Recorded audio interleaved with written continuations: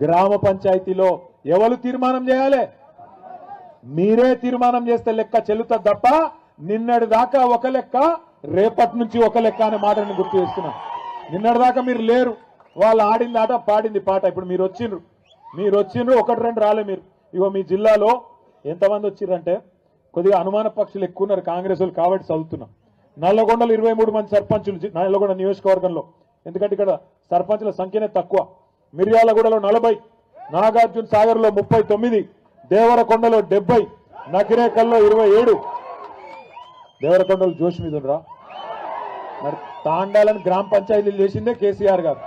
ఇవాళ మీ తాండాలో మీ రాజ్యం వచ్చిందంటే మా నాయకులు, మా రవీంద్ర నాయక్ అన్న గాని మా నాయకులందరూ ఇవాళ ఏ ఊరికి ఆ ఊరు సర్పంచులు అవుతున్నారంటేనే దానికి కారణం ఎవరు? 6% నుంచి 10% రిజర్వేషన్ పెంచింది ఎవరు? 3400 గిరిజన తాండాలు గూడాలు గ్రామ పంచాయతీలు చేసింది ఎవరు?